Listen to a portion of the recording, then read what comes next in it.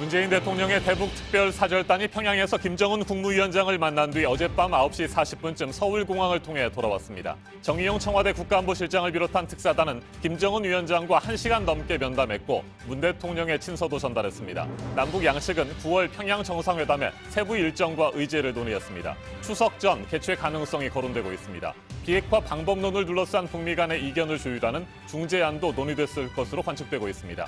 정의용 실장은 오늘 오전 방북 결과를 발표할 예정입니다. JTBC 뉴스 특보에서 생방송으로 전해드립니다.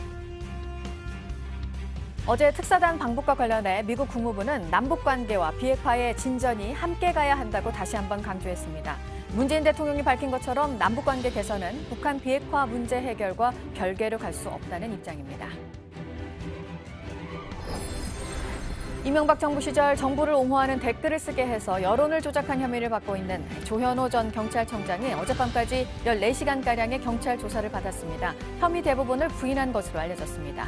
특별수사단은 조 전 청장을 다시 소환해서 조사할 계획입니다. 25년 만에 가장 강력한 태풍으로 피해가 속출한 일본에서 오늘 새벽에는 지진이 났습니다. 홋카이도 삿포로 남동쪽 지역에서 규모 6.7로 발생했는데 정전과 화재, 건물 붕괴 등의 피해 신고가 이어지고 있습니다.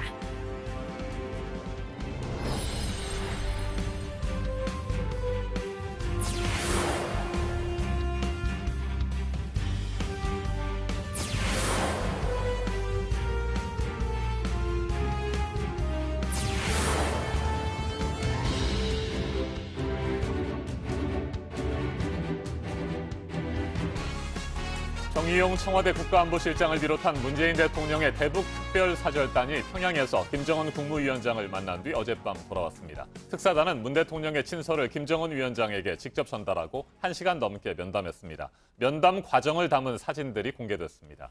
네, 먼저 대통령에게 보고를 한 특사단 정의용 청와대 안보실장은 오늘 오전에 방북 결과를 발표를 합니다.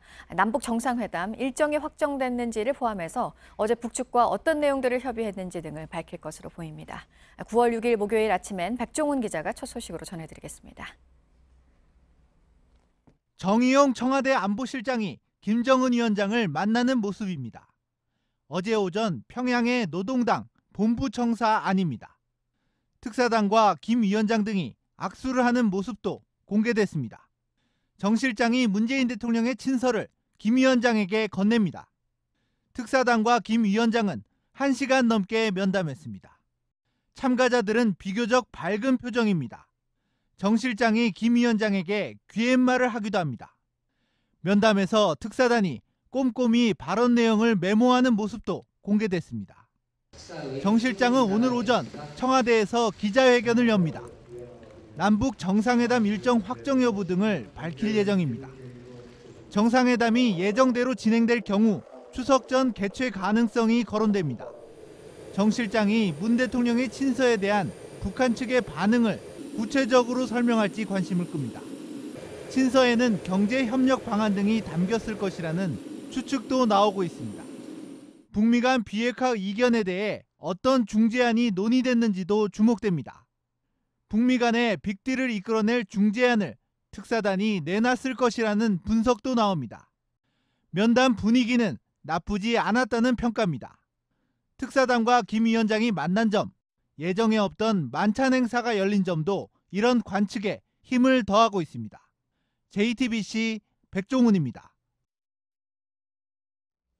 대북 특사단은 일시 정지 상태인 북미 관계를 다시 움직이게 하는 방안과 함께 3차 남북 정상회담 일정과 의제에 대해서도 북측과 협의했습니다. 평양에서 열리게 될 3차 정상회담의 핵심 의제는 남북 사이의 군사적 긴장 완화가 될 것이라는 전망이 나옵니다. 허진 기자입니다. 문재인 대통령과 김정은 국무위원장의 세 번째 정상회담에선 한반도 평화체제 구축을 위한 구체적 논의가 이뤄질 전망입니다. 정부 관계자는 이번 정상회담에서 비무장지대의 감시초소를 철수하는 방안이 결실을 맺게 될 것이라고 밝혔습니다. 지난 7월 31일 판문점에서 열린 남북 장성급 군사회담에서 감시초소를 철수하는 방안에 대해 이미 공감대를 이뤘고 두 정상이 최종 결단을 할 것이란 설명입니다. 이와 함께 남북이 군사분계선 MDL과 서해 북방 한계선 NLL에서 군사적 적대 행위를 해소하는 조치도 합의할 가능성이 큽니다. 판문점 공동 경비구역의 비무장화, 비무장지대에 있는 6.25 전사자 공동 유해 발굴 등이 그런 예입니다. 외교 소식통은 남북 사이의 군사적 긴장 완화는 이번 정상회담의 핵심 의제라며 긴장이 완화되면 비핵화 논의의 지속에 도움이 될 것이라고 말했습니다. 북한의 불안감을 덜어주면 비핵화를 위한 북미 협상에도 도움이 될 것으로 정부는 판단하고 있습니다. JTBC 후진입니다. 미 국무부는 이번 특사단 방북과 관련해 미국은 동맹 한국과 통일된 대북 대응을 하기 위해서 긴밀하게 조율하고 있다고 밝혔습니다. 남북관계 진전은 비핵화 진전과 보조를 맞춰야 한다는 기존 입장도 다시 확인했습니다. 니키 헤일리 유엔 주재 미국 대사는 한미 관계가 굳건하다며 양국은 북한의 건설적인 비핵화를 위해 계속 협력하고 있다고 말했습니다. 워싱턴에서 정효식 특파원이 소식 전해왔습니다.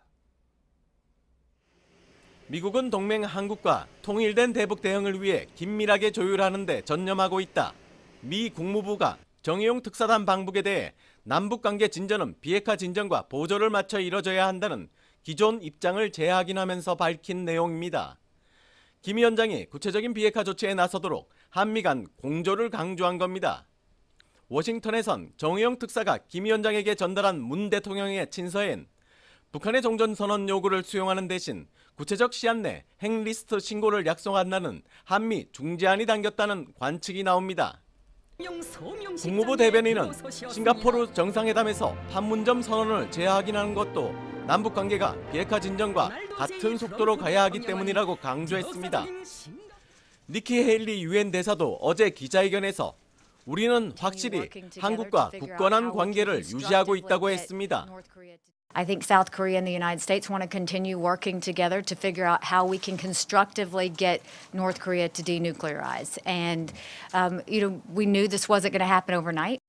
헤일리 대사는 대화는 우리가 제재에 굳건한 입장을 유지하는 동안에만 이루어질 수 있다며 우리가 서로 악수한 것만으로 국제사회가 미사일 증강을 용인한 게 아니라는 걸 김 위원장이 알게 해야 한다고도 했습니다.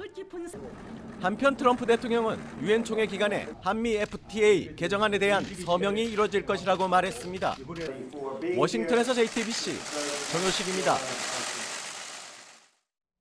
이명박 정부 시절 댓글 조작을 지휘한 의혹을 받고 있는 조현오 전 경찰청장이 14시간 동안 경찰 조사를 받고 어젯밤 늦게 집으로 돌아갔습니다. 하늘을 우러러 전혀 부끄러움이 없다며 혐의 대부분을 부인했습니다. 경찰은 조 전 청장을 다시 소환할 계획인 것으로 전해졌습니다. 이선화 기자입니다. 14시간의 조사를 마친 조현오 전 경찰청장이 경찰청사에서 나와 집으로 돌아갑니다. 경찰 조사에서 혐의 대부분을 부인한 조 전 청장은 자신의 결백을 다시 한번 강조했습니다. 그러니까 내가 황당하다고 했잖아요. 내가 왜 이런 조사를 받습니까? 정말 황당합니다. 그러면서 자신을 포토라인에 세우는 것이야말로 공작이라고 말했습니다. 나는 하늘을 우러러 전혀 부끄러움이 없습니다.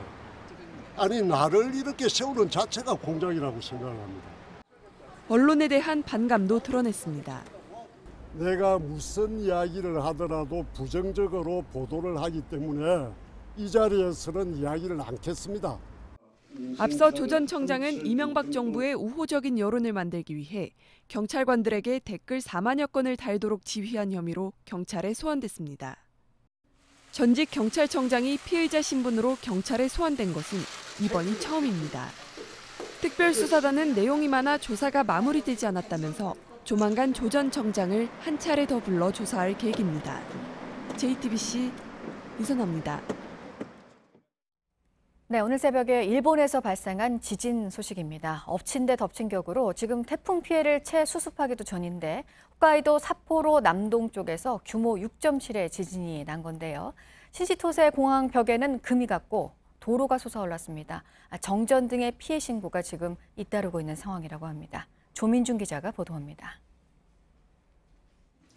천장에 달린 전등이 크게 흔들립니다. 이어 전기가 나가며 방은 캄캄해집니다. 책상 위 물건들도 쓰러질 듯 요동칩니다.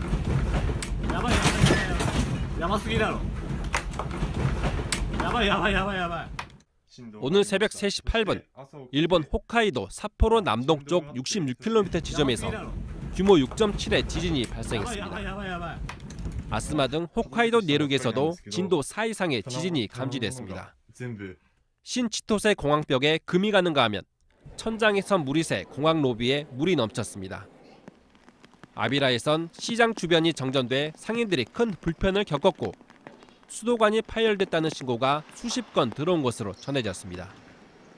도로가 갑자기 솟아올라 지나가던 승용차가 해를 입기도 했습니다.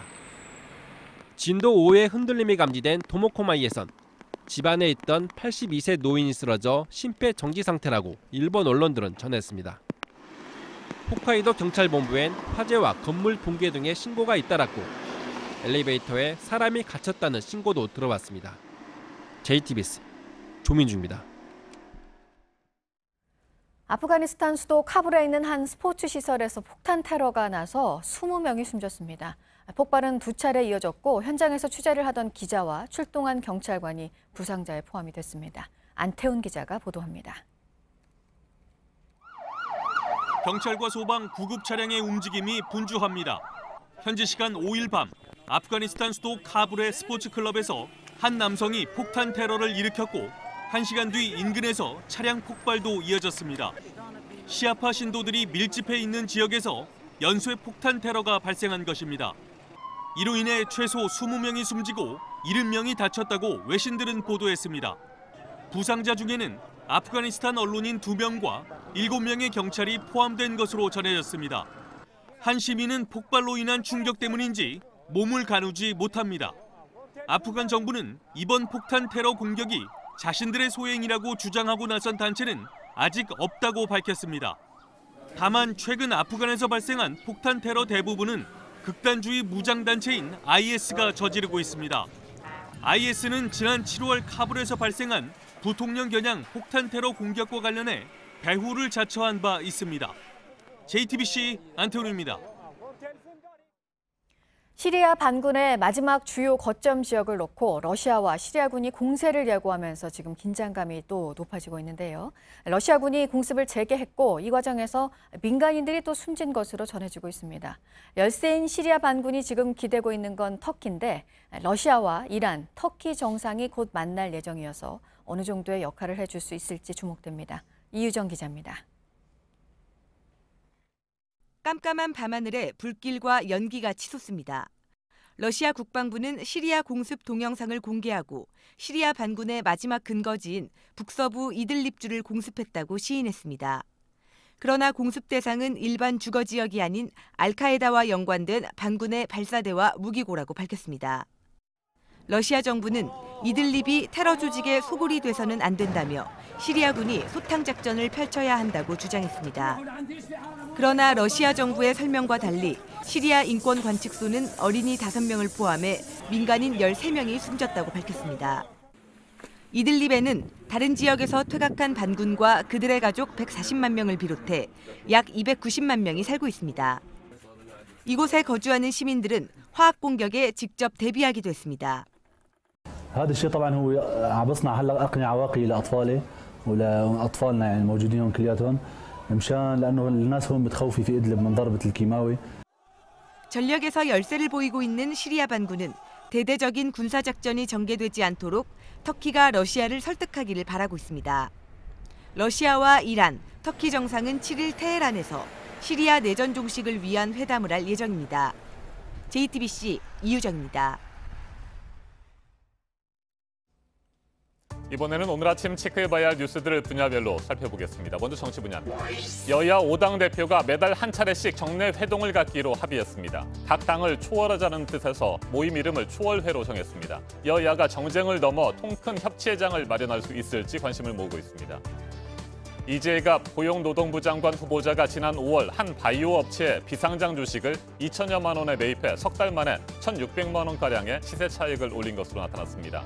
오는 19일 인사청문회에서 이 후보자가 해당 주식의 내부 정보를 사전에 알았는지 추궁이 이어질 것으로 보입니다. 청와대 민정수석실 산하 공직기강 비서관에 군 검찰 출신 최강욱 변호사가 내정된 것으로 전해졌습니다. 최 변호사는 민주사회를 위한 변호사 모임 사법위원장을 지냈고 국방부 국군기무사령부 개혁위원회 민간위원으로도 활동한 바 있습니다. 앞으로 고위공직자의 비리를 감찰하고 인사검증 업무를 담당하게 됩니다.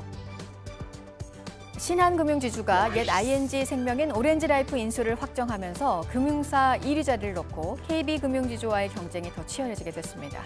올해 인수 절차를 마무리한다는 계획인데요. 이렇게 되면 9년 동안 업계 1위 자리를 지키다가 지난해 KB금융의 자리를 내준 뒤 신한금융은 다시 이 자리를 찾게 됩니다. 여행업계의 경쟁도 갈수록 치열하죠. 경영 악화로 문을 닫는 중소여행사들이 늘고 있는데요. 주로 홈쇼핑을 통해 상품을 판매했던 더 좋은 여행 그리고 이온누리 여행사 등입니다. 고객들이 여행하고 있는 현지에서 피해를 보고 있는 상황이고 한국여행업협회는 다음 주부터 피해 구제 신청을 받을 예정입니다. 금융위원회, 증권선물위원회가 회계 처리 기준을 위반해서 재무제표를 작성 공시한 4개사에 대해 조치를 내렸는데요. 이 가운데 롯데칠성음료는 과징금 1억 원가량을 부과받았습니다. 지난해 관계기업 투자 주식이 지속적으로 하락해서 손실 징후가 나타났는데도 이를 제대로 반영하지 않았습니다. 계속해서 사회분야 뉴스입니다. 검찰이 임대료 문제로 건물주와 갈등을 빚다가 망치를 휘둘러 상해를 입힌 궁중족발 사장 김모 씨에 대해 살인 미수 등의 혐의로 징역 7년을 구형했습니다. 김 씨는 건물주를 숨지게 할 마음이 없었다며 혐의를 부인했습니다. 국민참여재판으로 진행되는 이번 재판에서 법원은 배심원 판결을 바탕으로 오늘 김 씨에 대한 선고를 내릴 예정입니다. 인천 송도 국제도시 한 아파트 단지에서 지하주차장 진입로를 승용차로 막아 무리를 빚은 50대 여성이 경찰에 입건되었습니다. 이 여성은 경찰 조사에서 아파트 관리사무소 측이 자신의 승용차에 주차금지 스티커를 부착한 데 화가 나서 저지른 일이라며 주민들에게 미안하게 생각한다고 진술했습니다. 조성래 효성그룹 명예회장이 1,300억 원대 세금을 폭탈한 혐의로 1심에 이어 2심에서도 징역 3년을 선고받았습니다. 벌금은 1,352억 원이 선고됐습니다. 법원은 피고인의 포탈 범행이 장기간에 걸쳐 이루어졌고 포탈 세액 합계도 거액이라고 설명했습니다. 경주 대능원 안에 있는 금령총에 대해서 94년 만에 다시 발굴 조사가 진행이 됩니다. 일제강점기 때 있었던 부실 조사를 보완하게 됩니다. 발굴 조사에 앞서서 오늘은 보유제가 열립니다. 천주교 서울 순례길이 교황청의 공식 승인을 받은 세계 국제 순례지로 선포가 됩니다. 오는 14일에 선포식이 열립니다. 한국 순례 기간인 오는 10일부터 15일까지는 다양한 기념 행사가 마련이 돼 있습니다. 국립현대미술관이 올해의 작가 수상자로 정은영 작가를 선정했습니다. 1950년대 대중적 인기를 누렸지만 잊힌 공연 예술 장르인 여성 북극을 기반으로 한 작품들을 제작을 해왔습니다. 네, 이어서 오늘 주목할 일정. 어제 특사단이 평양에서 있었던 시간이 당초 예정보다 길어져서 일단 긍정적인 신호로 해석이 되고 있고요. 특사단은 이제 오늘 방북 결과에 대한 대국민 보고를 하게 되는데요. 남북 정상회담 일정에 대한 내용도 포함이 될 것으로 보입니다. 이후 청와대에서는 오후에 임종석 비서실장 주재로 회담 준비위원회 첫 회의가 열릴 예정입니다. 다스 자금 횡령과 뇌물 혐의 등을 받고 있는 이명박 전 대통령에 대한 결심 공판이 오늘 있습니다. 검찰이 구형을 하고 이 전 대통령은 최후 진술을 통해서 입장을 밝힐 것으로 보입니다. 1심 선고는 다음 달 초쯤 내려질 것으로 전망됩니다. 삼성그룹 노조와해 공작에 관여한 의혹을 받고 있는 이상훈 삼성전자 이사회 의장이 오늘 오전에 피의자 신분으로 검찰에 소환됩니다. 지난 2012년부터 지난해까지 삼성전자 경영지원실장에 있으면서 노사관계 업무를 총괄해왔습니다. 지금까지 분야별로 오늘 눈여겨봐야 할 뉴스들 체크해드렸습니다. 이어서 날씨 정보 전해드립니다. 오늘은 전국에 가끔 구름 많다가 차차 흐려지겠는데요. 밤부터 경기 북부와 강원 북부에서 비가 시작돼 내일은 전국에 쏟아지겠습니다. 오늘도 공기는 깨끗해서 활동하기에 좋겠습니다. 내일 아침까지는 대체로 평년과 비슷한 기온 보이다가 전국에 비가 내린 뒤 모레 토요일부터 아침 최저 기온이 20도 아래로 떨어지겠습니다. 낮 기온도 대부분 평균 이맘때를 밑도는 곳이 많겠습니다. 오늘 남해안에는 오후까지, 제주에는 밤에 산발적으로 빗방울이 떨어지겠습니다. 밤부터 강원 산간과 해안 지역에 바람이 강하고요. 전 해상에는 천둥, 번개가 치겠습니다. 오늘 낮 최고 기온은 서울과 강릉이 29도, 대구가 28도, 광주가 27도로 평년 수준을 보이겠습니다. 비는 중부지방은 내일 아침에, 남부지방은 낮에 대부분 그치겠습니다. 양은 남해안과 제주에 최대 60, 그 밖에 전국에 최대 40mm 정도 예상됩니다. 기상정보였습니다.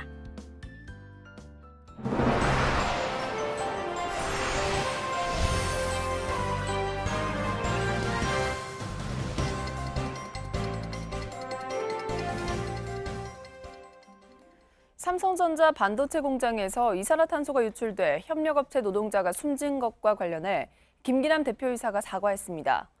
그런데 노동자가 숨진 뒤에야 신고를 했던 것으로 드러나 늑장 대응 논란이 커지고 있습니다. 연지환 기자입니다. 사고 하루 만인 어제 김기남 삼성전자 대표이사가 기자회견을 했습니다. 책임을 통감하며 사고를 당한 직원과 그 가족분들께 진심으로 사과드립니다. 하지만 당시 삼성전자가 늑장 대응을 했다는 비판이 커지고 있습니다. 공장 내에서 이산화탄소 유출이 감지된 건 낮 1시 55분쯤입니다. 병원으로 옮겨진 피해자 3명 중 24살 이모 씨가 숨진 건 3시 43분쯤이었습니다. 이때까지 삼성전자는 당국에 사실을 알리지 않았습니다. 삼성전자 측은 이 씨가 숨진 뒤 3시 50분쯤에야 노동부와 경찰, 소방서에 차례로 신고했다고 밝혔습니다. 소방기본법엔 구조와 구급이 필요한 사고 현장을 발견하면 곧바로 당국에 신고해야 한다고 돼 있습니다. 경기도 역시 사고 직후 삼성전자의 대응에 문제가 없었는지 진상조사에 나서겠다고 했고 경찰도 삼성 측의 과실 여부를 수사하고 있습니다. 삼성전자 측은 신고 의무를 다했고 법 위반에 대해선 해석에 따라 다툴 여지가 있다고 했습니다. 경찰과 소방당국은 오늘 현장에서 합동 감식을 진행합니다. JTBC 연지환입니다. 경남 거제시 한 버스터미널에서 시내버스가 승하차장으로 돌진해 중학생 한 명이 숨졌습니다. 안전시설이 없어서 피해가 컸는데 대부분의 버스터미널이 비슷한 상황입니다. 배승주 기자입니다. 시내버스가 승차장으로 들어옵니다. 그런데 이 버스는 멈추지 않고 의자에 앉아있던 승객들을 그대로 덮칩니다. 승객이 대기하는 장소와 버스가 서는 지점은 2-3m에 불과합니다. 차량 진입을 막아주는 턱은 반뼘 정도에 불과해 무용지물인데다 볼라더와 같은 안전시설도 없습니다. 그제 오후 5시 반쯤 경남 거제시 고현버스터미널에서 발생한 사고로 15살 중학생 이모군이 숨지고 옆에 있던 2명도 크게 다쳤습니다. 브레이크를 제대로 밟아야 되는데 아마 깊게 밟지 못하고 그대로 밀려와가지고. 인근 시외버스 터미널도 사정은 다르지 않습니다. 통영과 마산 등 다른 지역 버스 터미널의 경우 턱이 조금 더 높을 뿐 안전시설은 없었습니다. 주위를 이제 못 보고 있으니까 만약에 버스가 넘어오면 못 피할 것 같은 느낌이 있습니다. 진주 시외버스 터미널에선 사흘 전에 버스표를 사려던 70대가 변을 당했고 지난 5월에는 버스에서 내린 80대가 버스에 치여 숨졌습니다. 1974년 지어진 이 터미널은 버스가 한꺼번에 몰리면 도로에 승객을 하차시켜 사고가 잇따랐습니다. 하루에도 수많은 시민이 찾는 공공장소에서 사고가 빈번한데도 안전대책은 뒷전입니다. JTBC 배승주입니다. 2년 전 여학생 기숙사에 들어간 대학 교수가 이를 막은 경비원에게 폭언을 한 사건이 있었습니다. 사건으로 교수는 해임됐지만 소청기관과 법원은 복직을 명했는데요. 그런데 재판에 제출된 탄원서들이 교수 측의 외압으로 작성됐다는 주장이 나왔습니다. 윤정식 기자입니다. 한 남자가 건물 경비원들을 밀치며 소리를 지릅니다.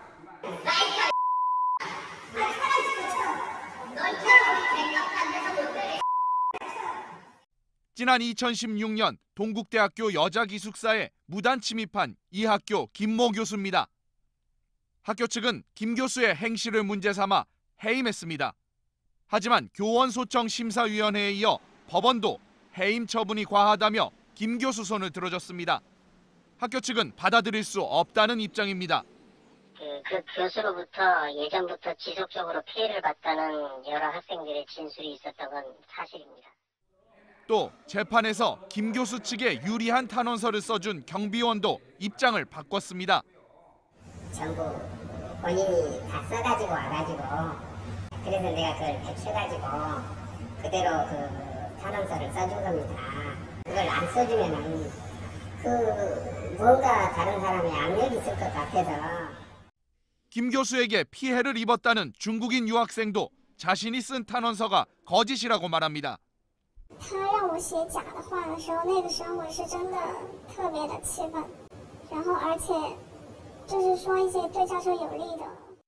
이 학생은 자신의 기숙사 방에서도 부적절한 일이 있었지만 김 교수 측근들 압력에 밝히지 못했다고 말합니다. 签了那个字嘛，然后我就把脸转过去了，就开玩笑说，今天在这里睡了，给你室友打电话让我不要回来。 김 교수는 문제가 없다는 입장입니다. 그 사람들이 그렇게 썼으면은 뭐 누가 뭐 시켜서 썼건 누가 뭐 해서 썼건 간에 썼겠죠. 거짓 탄원서 논란이 다음 달 선고 예정인 2심 재판에 어떤 영향을 미칠지 주목됩니다. JTBC 윤정식입니다. 서울 강서구의 특수학교 설립이 최종 합의됐지만 학부모들은 분통을 터뜨리고 있습니다. 반대 주민들에게 대가를 내걸어 나쁜 선례를 남겼다고 비판했습니다. 강신우 기자입니다. 특수학교 설립에 반대하는 주민들 앞에서 무릎을 꿇었던 어머니들. 1년 만에 이뤄진 합의서에서 조희연 서울시 교육감은 아름다운 마무리라고 강조했습니다. 하지만 정작 무릎을 꿇었던 학부모들은 이 합의를 규탄했습니다. 반대 주민들에게 한방병원 부지 제공 협조 등 대가를 내걸어 나쁜 선례를 남겼다고 비판했습니다. 무릎을 꿇고 제발 특수학교를 지어달라고 하면서 사정에만 하면서까지 저희가 결국은 국민의 여론을 끌어냈고, 그런데 이게 무슨 날벼락입니까? 나경원 의원도 특수학교는 정치적 흥정 대상일 수 없다며 나쁜 합의였다고 거들었습니다. 발표 직전 파행을 겪은 끝에 이뤄진 합의 과정도 아름답진 않았습니다. 서로의 그런 좀 앙금과 불신이 있죠. 좀 그 간극을 좁혀주려고 애를 썼습니다. 하지만 서울시 교육청의 말은 달랐습니다. 교육청이 합의안에 중재 조정에 노력을 다해주신 김성태 의원이란 구절을 넣기 곤란하다고 하자 행사가 한 차례 취소됐었던 겁니다. 특수학교 학부모들은 조교육감의 사퇴를 촉구하기도 했습니다. JTBC 강신우입니다. 당 정의 주택가격 안정화 대책 조율에 속도를 내면서 이르면 이번 주 안에 추가 대책이 나올 것으로 전망되고 있습니다. 아무래도 실수요자들의 관심이 가장 큰 것은 공급 확대 방안일 텐데 한국토지주택공사가 수도권의 신규 택지 후보 지역으로 7군데를 검토하고 있습니다. 특히 과천과 안산은 미니 신도시급 개발이 예상되고 있습니다. 이태경 기자입니다. 한국토지주택공사 LH가 신창현 의원실에 제출한 경기도 공공주택지구 사업추진 현황 자료입니다. 수도권 7개 도시의 그린벨트를 풀어 신규 택지지구로 지정하는 계획을 해당 지자체에 제안했습니다. 과천과 안산에 각각 7천에서 9천호의 미니 신도시급 대단지를 짓고 광명, 의정부, 시흥 등에도 3천에서 4천호를 짓는다는 계획입니다. 이를 합치면 총 39,189호입니다. 택지지구는 LH가 지자체와 협의 절차를 거치면 중앙도시계획심의위원회에서 지정합니다. 관례대로라면 LH가 지정을 제안한 곳은 택지지구로 개발될 가능성이 큽니다. 지난해 지정을 제안한 경기도 14개 지역 중에서 10곳이 택지지구로 지정됐고 3곳은 지자체와 협의를 진행하고 있습니다. 다만 이 같은 공급계획으로 서울 집값을 잡을 수 있을지는 미지수라는 지적입니다. 과천과 광명을 뺀 다른 도시들은 서울과 거리가 멀거나 서울 실수요자의 선호도가 높지 않은 지역이기 때문입니다. 이에 따라 종합대책에는 서울 도심의 국공유지나 유유지를 활용하는 방안, 상업지역 규제 완화 방안 등이 함께 담길 가능성이 높아 보입니다. JTBC 이태경입니다. 일단 최근의 움직임을 살펴보면 청와대와 더불어민주당, 자유한국당이 종합부동산세를 올리고 대신 거래세를 낮추는 방안에 뜻을 모은 것으로 보입니다. 하지만 자유한국당의 내부 분위기와 기획재정부, 행정안전부의 입장은 겉으로 드러난 것보다 신중합니다. 송지혜 기자입니다. 얼핏 들으면 여야와 정부가 뜻을 모은 것 같습니다. 종합부동산세를 더 강화해야 한다고 강조한 이해찬 더불어민주당 대표. 보유세를 강화하려면 거래세를 낮춰야 한다고 받은 김병준 한국당 비대위원장. 제가 듣기에도 매우 합리적인 안으로 보입니다. 김 위원장의 주장에 공감한다고 밝힌 장하성 청와대 정책실장까지. 하지만 한국당 내부 분위기는 좀 다릅니다. 한국당 기재위 조세위원인 이종구 의원은 JTBC와의 통화에서 주택가격 상승률을 감안하면 지금은 과표 기준을 올려 종부세 부담을 덜어줘야 할 때라고 말했습니다. 오히려 종부세 부담 완화 법안을 낸 한국당 의원들도 있습니다. 양도소득세와 취득세 등 거래세 인하에 대해서도 부처마다 입장이 다릅니다. 기획재정부에선 지금처럼 시장이 불안정한 상황에서 양도소득세를 당장 낮추기는 어렵다고 합니다.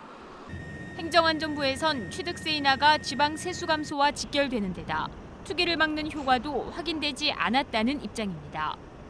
JTBC 송지혜입니다. 서울과 수도권 지역의 주택 가격이 계속해서 오름세를 보이고 있습니다. 이런 가운데 이르면 이번 주 안에 정부의 추가적인 부동산 종합대책이 발표될 것으로 전망됩니다. 주택 공급 확대와 세제 강화 등 전방위적인 추가 규제가 핵심 내용이 될 것으로 보입니다. 정철진 경제평론가와 좀 더 자세하게 짚어보겠습니다. 안녕하십니까? 네, 안녕하십니까? 네, 평론가님. 부동산 종합대책이 또 나옵니까? 네, 그렇습니다. 부동산 대책 같은 경우에는요. 일관성, 네. 또 원보이스, 정부 부처 간에 한 목소리를 내는 것이 굉장히 중요한데 그동안에 어떻게 된 것인지 8.2 대책 이후부터 네. 굉장히 삐걱대는 모습이 많이 나왔었거든요. 가령 종부세, 종합부동산세 인상안도 생각보다 굉장히 낮았고 네. 그다음부터 나왔던 모습들이 공급은 뭐 부족하지 않다, 충분하다고 하다가 다시 또 공급 확대 이야기가 좀 나오고 네. 있고요. 그러다가 이제는 뭐 종부세, 가령 보유세는 높이고 거래세는 낮춘다는 이야기가 또 나오기도 하고 대출 같은 경우에도 대출을 죄다고 했는데 실질적으로 최근 2개월, 3개월간 주택담보대출이 또 늘고 있고요. 네. 그러니까 굉장히 지금 시장이 여러 목소리와 당초에 목표로 했던 지향점을 가지 못하기 때문에 아마 이쯤에서 당국은 한번 선을 그어야 되겠다라고 해서 빠르면 이번 주에 지금 보면 공급 정책, 또 세금 정책, 대출 정책을 총망라한 네. 완전히 결정판적인 부동산 종합대책을 또 내놓는다. 이런 전망이 드세요. 네, 1년이 지났습니다. 지난해는 8.2 부동산 대책이 있었고요. 네. 가까이는 지난달 8.27 부동산 대책이 나왔습니다. 그렇습니다. 그런데 이렇게 계속해서 나오는 건 뭐 단계적으로 이렇게 발표를 하겠다는 사전 계획이 있었던 겁니까? 아니면 당초 예상을 못했던 여러 가지 상황들이 발생하니까 네. 임기응변식으로 새롭게 또 많은 대책들을 쏟아붓는 건가요? 현재로서는 후자일 것이다. 이렇게 추정하는 것이 맞을 것 같습니다. 지금까지 흐름을 보면은 8.2 대책 그리고 그다음에 나왔던 주거복지 로드맵이라든가 네. 그리고 올 6월에 있었던 뭐 재경특위를 통한 종합부동산세 인상안 개편안까지는 어느 정도 계획 하에 있었다고 볼 수가 있는데 실제로 그다음부터 집값이 뭐 급등을 했죠. 폭등을 했습니다. 여러 가지 이유가 있죠. 박원순 서울시장의 발언이라든가 뭐 유동성이 넘치는 단기 유동성이라는 게 있는데 지금 그다음부터 나온 것들은 거의 주먹구구의 모습들이 많습니다. 전세담보대출을 규제한다고 했다가 소득으로 잘랐다가 다음 하루 지나가지고는 무주택자는 된다고 했다가 또 그 다음 날은 아예 뭐 이 얘기는 없다라고 하고요. 임대사업자 등록 같은 경우에도 당초에는 임대사업자 등록하는 분들을 양성화해서 세수 파악도 하고 건전한 뭐 임대 문화로 가겠다라고 했는데 이제 거기에도 또 함정이 있지 않았었습니까? 대출을 크게 뭐 받을 수 있다라든가. 그러니까 이제 부랴부랴 신규 임대사업 등록은 이제 강화하고 아마 이번에 나올 겁니다. 이런 식으로 뭐 단기적인 모습이 나오면 처방하고 모습이 나오면 처방하고 그러니까 시장은 또 왜곡되고 네. 왜 왜곡되냐? 그걸 피해서 또 빠져나갈 구멍들은 얼마나 굉장히 많거든요. 아마 그래서 지금에 나오는 정책들은 굉장히 주먹구구고 임기응변이 많아서 아마 이번에 종합부동산 대책을 또 내놓는다는 것은 네. 이쯤에서 한번 총정리를 해야 되겠다라는 필요성이 대두됐기 때문입니다. 네. 특히 최근 들어서는 말이죠. 김현미 국토교통부 장관은 물론이고 장하성 청와대 정책실장의 발언도 헷갈리는 내용들이 많아요. 그렇습니다. 장하성 정책실장 같은 경우에도 이제 JTBC 뉴스룸에 나와서는 종합부동산세를 포함한 보유세는 굉장히 올려야 된다. 그리고 상대적으로 거래세를 낮추는 큰 틀에서 선진국의 현재 세제, 주택 관련한 세제거든요. 뭐 미국이라든가 영국이라든가 일본이라든가 거의 보유세는 높지만 이제 거래세는 낮은 이런 걸 얘기를 했는데 어제 같은 경우에는 또 이제 이 말의 의미는 모르겠지만은 비싼 주택이라고 해서 세금을 더 매기는, 즉 강남의 비싼 주택이라고 해서 세금을 더 매긴다는 것은 아니다라는 또 얘기를 하니까 그러면 이제 종부세를 안 올린다는 건가? 또 굉장히 시장에 이제 두 가지 사인을 좀 주고 있고요. 김현미 장관 같은 경우에도 그동안 일관되게 뭐 공급은 충분하다고 하는데 또 갑자기 이제 분위기가 바뀌어서 이제 수도권의 택지 개발이라든가 서울의 그린벨트 다시 푸는 방안이라든가 공급 이야기를 또 꺼내놓으니까 그러면 그전에 했던 이야기들은 뭔가 공급은 충분하다고 했는데 굉장히 좀 시장의 참가자들 쉽게 말해서 국민들은 지금 불안에 오히려 더 떨고 있는 모습이죠. 네, 그래서 최근에 공급 물량이 뭐 현실적으로 부족하다 뭐 이런 식의 여론이 커지니까 네. 그랬을까요? 앞서 이태경 기자의 보도가 있었습니다만 한국토지주택공사가 경기도 지역에서 택지 개발을 추진하고 있는데 7군데가 현재 검토되고 있고요. 예. 전체 한 4만 가구 정도를 신규 공급할 계획이라고 하는데 네. 앞서 김현미 장관이 뭐 30만 가구 얘기를 하지 않았습니까? 네, 그렇습니다. 이건 어떻게 되는 겁니까? 다른 겁니까? 아니면 포함된 건가요? 이게 큰 틀에서는 다 한 목소리, 한 포함이 아닌가 이렇게 네. 보고 싶은데요. 이제 작년에 나왔던 주거복지 로드맵을 보면 크게 중장기적으로 공공임대 100만 가구입니다. 그리고 이제 최근에 나왔던 게 국토부에서 수도권에 30개 지역에 30만 호 공급을 한다라고 하고요.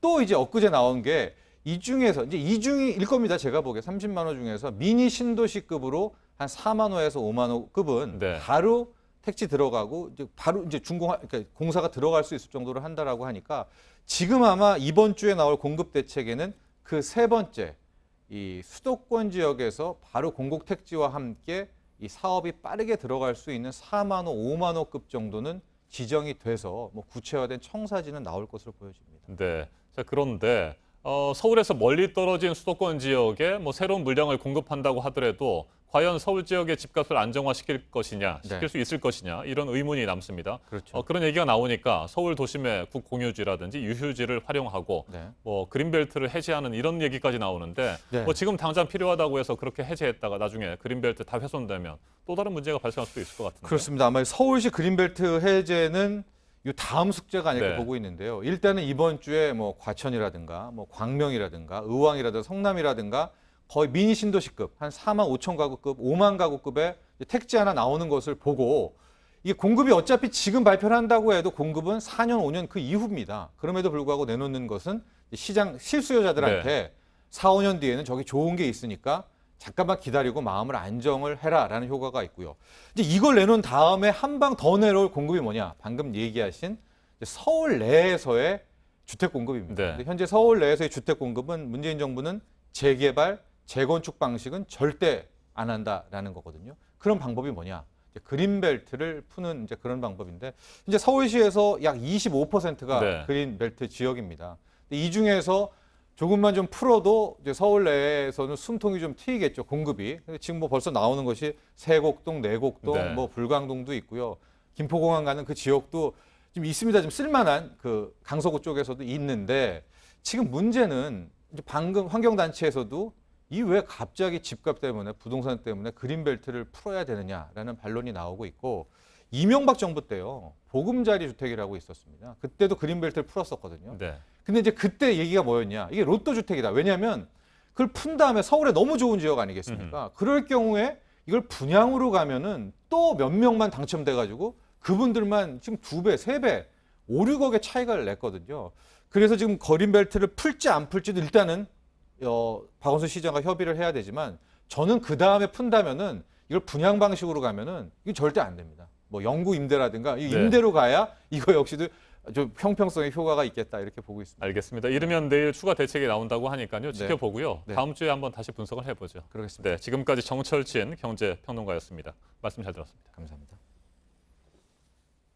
화장품을 사거나 여행 상품을 알아볼 때 요즘은 이른바 소셜미디어 스타가 올린 사진이나 영상을 참고하는 경우가 많습니다. 그런데 혹시 교묘한 광고가 아닐까 가끔은 이 같은 의심이 들 때도 있습니다. 공정거래위원회가 실제로 대가를 받고 올리는 것인지 처음으로 단속하기로 했습니다. 송승환 기자입니다. 사진과 동영상 위주인 소셜미디어 인스타그램입니다. 다이어트 제품으로 검색을 해봤습니다.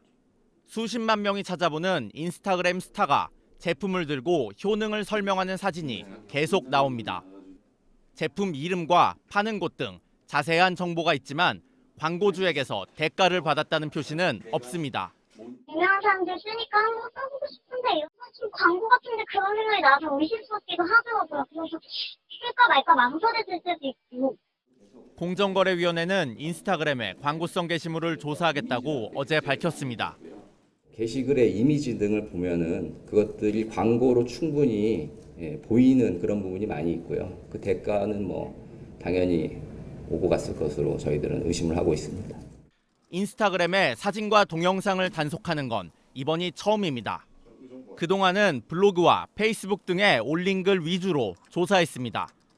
대가를 받은 사실을 숨기고 광고성 게시물을 올린 것이 확인되면 광고주가 시정명령이나 과징금 처분을 받습니다.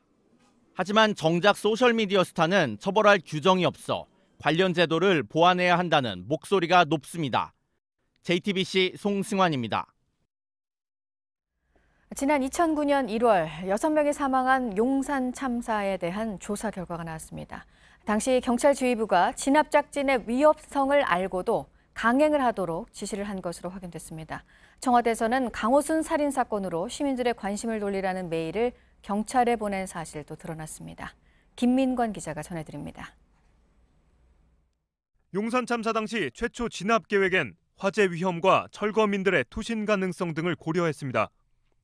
대형 크레인 2대와 에어매트, 소방차 등 152개 장비가 투입될 예정이었던 겁니다. 하지만 현장에 투입된 크레인은 한 대뿐이었고 에어매트는 설치되지 않았습니다. 소방차도 2대가 전부였습니다. 당시 경찰 특공대 책임자는 작전이 불가능하다고 보고했습니다. 그러나 경찰청 경비계장은 겁을 먹고 못 올라가는 것이냐며 밑에서 물포를 쏘면 된다고 밀어붙였습니다. 결국 진압작전이 강행됐고 옥상 막루가 무너지면서 인화성 물질이 건물 안에 가득 찼습니다. 지휘부는 작전 변경 없이 곧바로 2차 진입을 명령했습니다. 작전을 시행하는 과정에서 안전조치가 제대로 취해지지 않는 거죠. 화재 위험이 고도화됐음에도 불구하고 작전을 강행하게 된 겁니다. 결국 철거민 5명과 특공대원 1명이 숨지고 30명이 다쳤습니다. 참사 이후 과잉 진압 논란을 걱정한 경찰과 정부는 여론 조작까지 시도했습니다. 김석기 당시 경찰청장 내정자 지시로 전국 사이버 수사 요원 900명을 동원해 댓글 작업 등에 나선 겁니다. 청와대 행정관은 당시 세간을 떠들썩하게 했던 강호순 연쇄살인 사건의 수사 내용을 홍보해 시민들 관심을 돌리라는 메일을 경찰에 보낸 것으로 드러났습니다. JTBC 김민관입니다. 양승태 대법원 법원행정처가 전국 법원의 공보비 예산을 빼돌려서 3억 5천만 원에 이르는 비자금을 조성했다는 의혹 전해드렸었습니다. 대법원과 검찰이 또 충돌을 하는 모습인데요. 이 의혹에 대해 대법원이 문제가 없었다고 반박하자 검찰은 내부 문건과 완전히 다른 주장이라며 여기에 또 반박을 했습니다. 이가혁 기자입니다.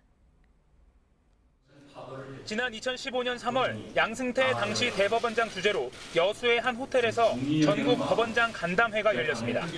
사법농단 의혹을 수사 중인 검찰은 이 자리에서 양 전 대법원장이 전국 법원의 공보관실 운영비를 받아서 모은 비자금 3억 5천만 원 중 일부를 법원장들에게 나눠준 사실을 파악했습니다.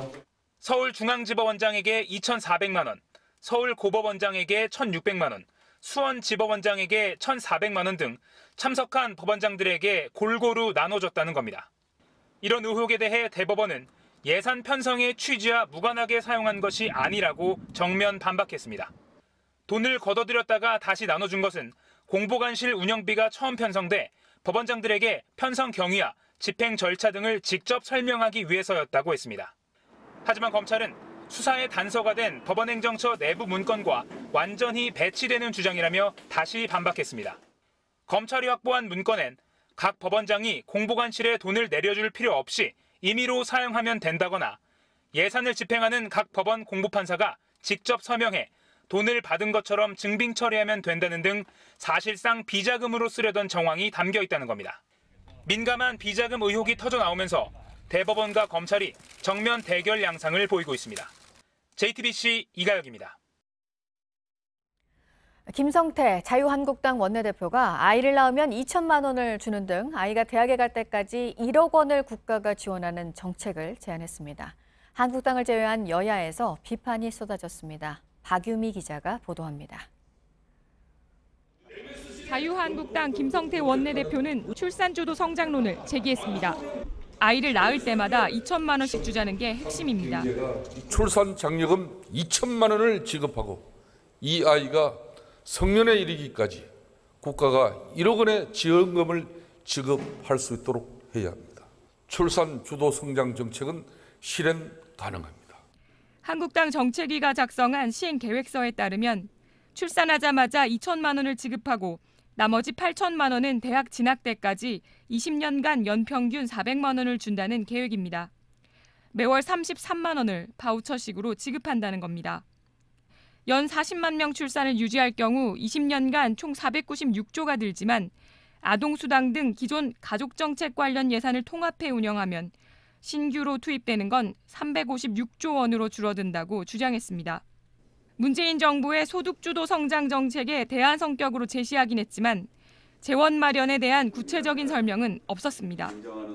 바른미래당과 정의당 등 야당들은 저출산 문제는 노동, 주거, 고용 문제가 종합적으로 먼저 해결돼야 한다면서 근시안적인 포퓰리즘이라고 지적했습니다. 민주당도 저출산은 거의 모든 사회 문제와 연관을 갖고 있는데 돈을 주면 아이를 낳을 것이라는 저급한 인식을 드러낸 것이라고 비판했습니다.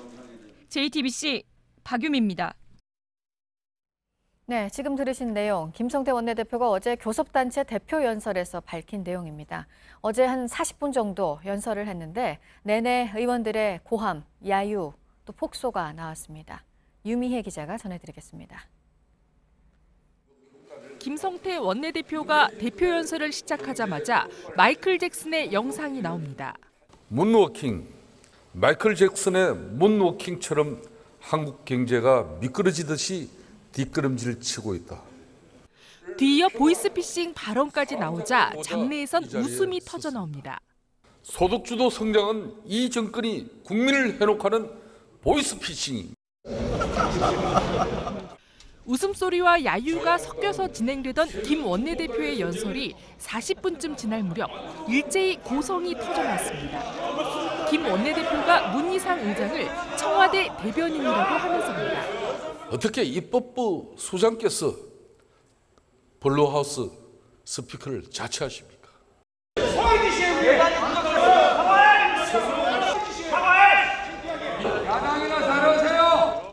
하지만 김 원내대표는 발언을 이어갔고 본회의장은 아수라장이 됐습니다. 귀를 씻어야 돼, 귀를. 교섭단체 제대로 막말이다, 완전히. 문희상 의장은 뼈 있는 말로 회의를 끝냈습니다. 김성태 원내대표님, 따끔한 충고 잘 들었습니다.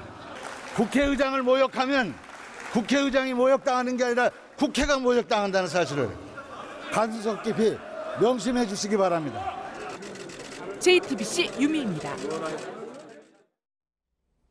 경기도 성남의 서울국제학교는 1970년대 초에 세워진 국내에서 가장 오래된 외국인 학교들 가운데 한 곳입니다. 고위공직자와 연예인의 자녀 등이 많이 다니는 곳으로 유명하죠. 그런데 이 학교의 김영식 이사장이 200억 원가량을 횡령한 혐의로 경찰 수사를 받고 있는 사실이 JTBC 취재 결과 확인됐습니다. 경찰 수사에 앞서 경기도교육청은 감사를 통해 각종 비리 정황을 포착하고 고발했습니다. 송우영 기자가 보도합니다. 1973년 정부 인가를 받은 서울국제학교입니다. 경찰은 이 학교 김영식 이사장이 2001년부터 지난해까지 200억 원을 횡령한 혐의를 포착해 수사하고 있습니다. 학교 재정 대부분은 학생들이 낸 등록금에서 나옵니다. 김 이사장은 17년 동안 학교 설립자인 미국인 A씨에게 급여와 퇴직금 명목으로 학교 돈 약 130억 원을 지급한 혐의를 받고 있습니다. A씨가 학교 운영에서 손을 뗀 뒤 2001년 미국으로 간 뒤에도 돈을 보내줬다는 겁니다. 앞서 감사를 벌인 경기도교육청은 김 이사장이 A씨에게서 학교 운영권을 넘겨받는 대가로 이 돈을 지급한 것으로 의심하고 경찰에 고발했습니다. 현행법상 내국인은 외국인 학교를 운영할 수 없습니다. 이외에도 김 이사장 본인이 챙긴 것으로 의심받는 돈을 포함해 경찰과 교육청이 파악한 횡령액은 200억 원에 달합니다. 취재진은 김 이사장의 해명을 듣기 위해 학교를 찾아갔지만 만날 수 없었습니다. 지금 이게 현재 조사 중에 있는 사안이라서 사실상 이게 어느 정도 결과가 나와야지 말씀을 드릴 수 있을 것 같아요. 학교 측은 김 이사장이 총교장 직무대리라는 직함을 사용하고 있다며 미국인 A씨가 실제 운영을 하고 있지만 자주 자리를 비워서 업무를 대리하고 있다는 입장입니다. JTBC 송우영입니다.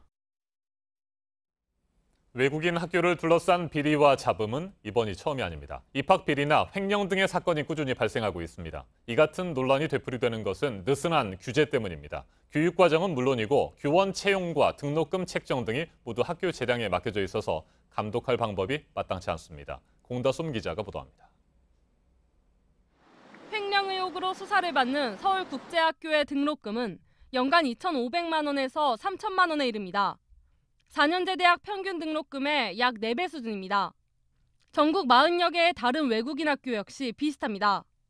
이처럼 연간 수천만 원을 학비로 걷지만 엄격한 감독이나 규제를 받지 않는다는 지적입니다. 전국의 모든 초중고에 적용되는 초중등 교육법의 적용을 제대로 받지 않기 때문입니다. 모든 학교에 설치해야 하는 학교 운영위원회를 만들 의무도 없습니다. 학교 일방적으로 결정하고 통보하고 실은 뭐가 인상이 되고 바뀌고 이런 거에 대해서 항의하거나 받아들여지거나 하는 구조가 전혀 아니라는 게 가장... 법의 사각지대에 놓인 사이 비리는 반복되고 있습니다. 2년 전 서초구의 한 외국인 학교에선 입학처장 등이 학교 돈 72억 원을 횡령한 혐의로 재판에 넘겨졌습니다. 2012년엔 9개 외국인 학교가 대규모 입학 부정을 저질러 검찰에 적발되기도 했습니다.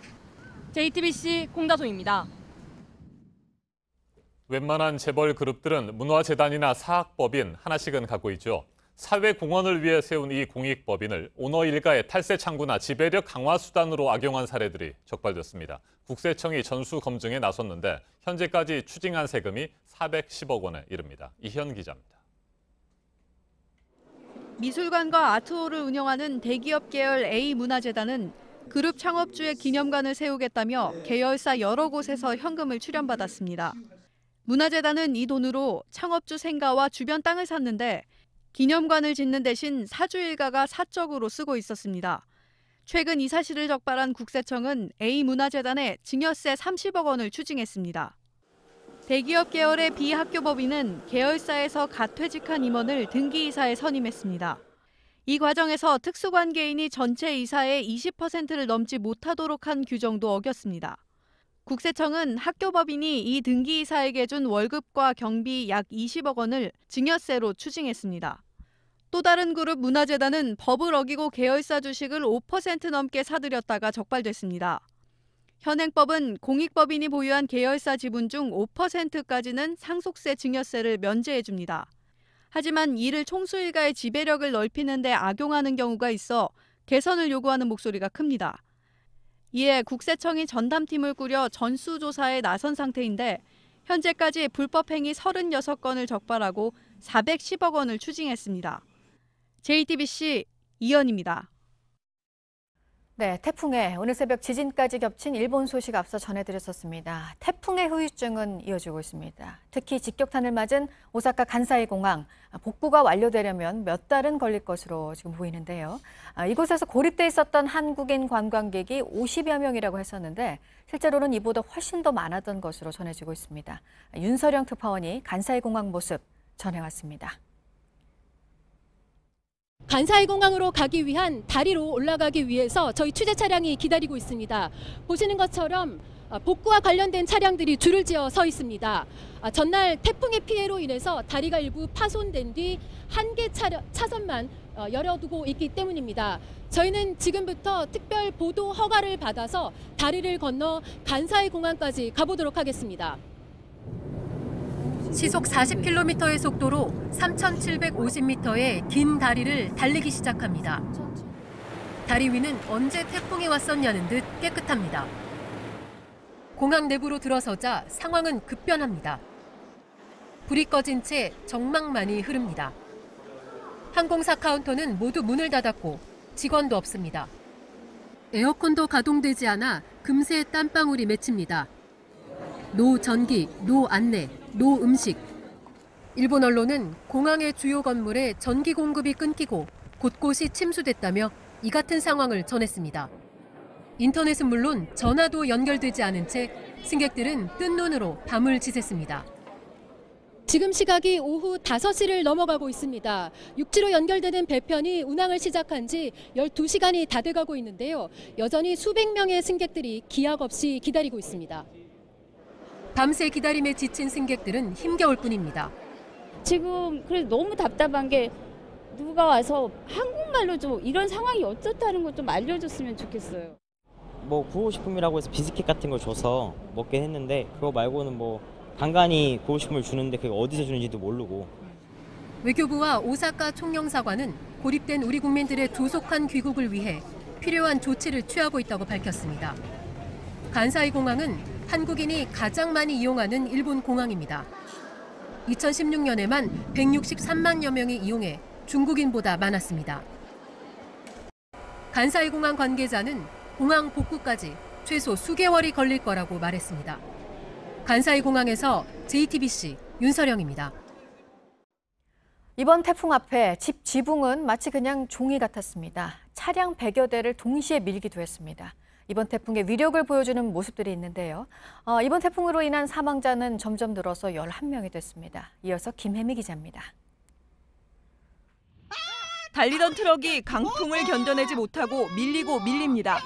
추락 직전 다리 난간에 겨우 멈춰섭니다. 그 사이 차체 한쪽은 아예 떨어져 나갑니다.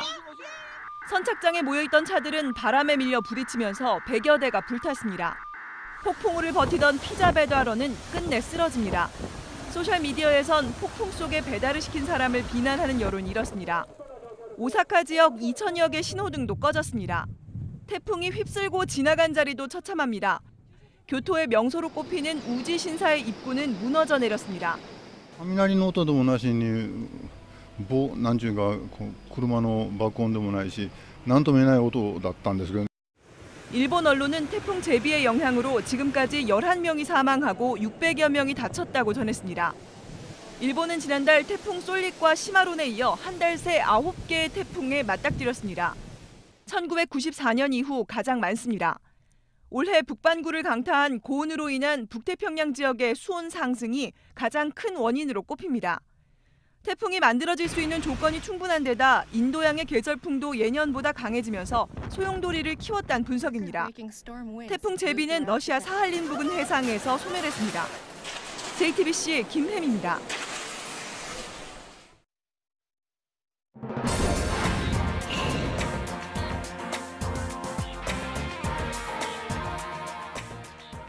네, 오늘 아침에 새로 들어온 소식 보겠습니다. 세계 주요 투자은행들이 잇따라 우리 경제 성장률 전망치를 낮추고 있습니다. 골드만삭스도 그렇습니다. 보도국 연결해서 알아보겠습니다. 이재승 기자 전해주시죠. 네, 골드만삭스는 올해 한국 경제 성장률 전망을 7월 말 2.9%에서 지난달 말 2.7%로 0.2%포인트 떨어뜨렸습니다. 내년 성장률도 2.9%에서 2.7%로 조정했습니다. 8개 주요 해외 투자은행 모두가 올해 한국 경제 성장률 예상치를 3% 아래로 전망하고 있습니다. 안으로는 고용시장 부진과 소비심리 악화, 밖으로는 미중 무역 분쟁 등이 원인으로 분석됩니다. 예상대로 경제 성장률이 내려가면 한국은행의 기준금리 인상 가능성도 멀어지게 됩니다. 미국과 금리 차가 커지는 것은 부담스럽지만 자칫 기준금리 인상을 서둘렀다가 경기에 찬물을 끼얹는 그런 부작용이 생길 수 있기 때문입니다. 다만 주요 해외 투자 은행들이 아직 올해 4분기 금리 인상 가능성을 배제하지는 않고 있습니다. 올 10월 한은의 선택이 주목됩니다. 다음은 그림 모나리자의 신비로운 분위기가 갑상선 질환 때문이라는 연구 결과가 있어서 전해드립니다. 미국 하버드대와 캘리포니아 대학 공동 연구팀은 그림 속 인물의 얇아진 머리카락은 물론 노란 빛깔의 피부와 부은 손가락, 또 목이 부어있는 모습 등이 갑상선 기능 저하증을 알았을 가능성이 크다고 분석했습니다. 연구진은 이 그림의 신비로운 매력을 부여하는 요소는 많은 부분 질병으로 인한 불안전함에서 비롯됐다고 설명했습니다. 네, 이번 여름에 폭염 때 또 얼마 전 폭우가 내렸을 때 긴급 재난 문자 참 많이 왔었습니다. 그런데 이 문자를 받을 수 없는 사람들이 300만 명이라고요. 네, 행정안전부가 국회에 제출한 자료를 보면 지난 6월 기준으로 휴대전화 4,869만 대 가운데 긴급 재난 문자 수신이 불가능한 휴대전화는 303만 대로 나타났습니다. 재난 문자 수신이 불가능한 휴대전화에는 애플리케이션을 설치해 재난 현황을 수신할 수 있지만 앱 설치 자체가 불가능한 휴대전화도 220만 대 달했습니다. 끝으로 이번 달부터 처음으로 지급되는 월 10만 원 아동수당을 여태껏 신청하지 않은 아동이 21만 명에 달하는 것으로 나타났습니다. 전체 이 신청 대상자의 8.4%에 달합니다. 복지부는 입법 과정에서 이 아동수당 지급 대상의 소득상위 10%를 빼기로 하면서 일부 고소득층이 아예 신청 자체를 하지 않거나 재산 노출을 우려해 신청을 꺼리는 것으로 분석했습니다. 지금까지 아침엔 지금 JTBC 이재승입니다. 목요일 날씨 키워드 알려드립니다. 오늘은 차차 흐림, 내일 비, 그리고 가을 재촉인데요. 오늘 구름 많다가 기압골의 영향으로 점차 흐려집니다. 밤부터 경기 북부와 강원 북부에서 비가 시작돼 내일은 전국에 내리겠는데요. 가을을 재촉하는 비로 이후 아침 최저 기온이 20도 아래로 떨어지고 낮 기온도 대체로 평년 수준을 조금 밑돌겠습니다. 아침 저녁으로는 쌀쌀하고 낮에는 아직 더위가 완전히 물러가진 않았습니다. 환절기 여러 증상들에 고생하시는 분들 많으실 텐데요. 피부도 트고 코도 건조하고 간지럽다, 숨쉬기까지 답답하네 하셨고요. 비염 때문에 삶의 질이 바닥이라고 하신 분도 계셨습니다. 또 감기가 다 나으면 또 걸리고 자꾸 걸린다는 분까지 고생이 참 많으시네요. 하늘 청명한 가을을 맞이하기까지 그 여정이 녹록지 않은 것 같습니다. 지금까지 키워드와 SNS로 만나본 날씨였습니다. 정의용 청와대 국가안보실장을 비롯한 문재인 대통령의 대북 특별사절단이 평양에서 김정은 국무위원장을 만난 뒤 어젯밤 돌아왔습니다. 특사단은 문 대통령의 친서를 김정은 위원장에게 직접 전달하고 1시간 넘게 면담했습니다. 정의용 실장은 문 대통령에게 방북 결과를 보고했으며 오늘 오전 주요 내용을 발표할 예정입니다. 백종훈 기자입니다.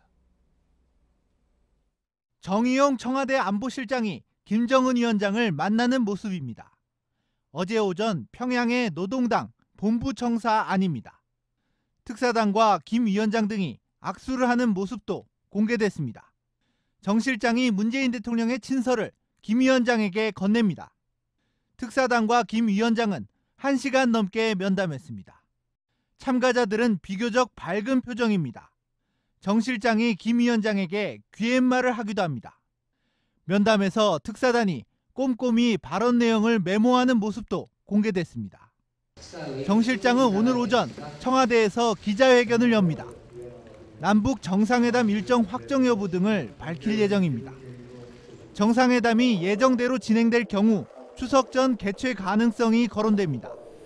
정 실장이 문 대통령의 친서에 대한 북한 측의 반응을 구체적으로 설명할지 관심을 끕니다. 친서에는 경제협력 방안 등이 담겼을 것이라는 추측도 나오고 있습니다. 북미 간 비핵화 이견에 대해 어떤 중재안이 논의됐는지도 주목됩니다.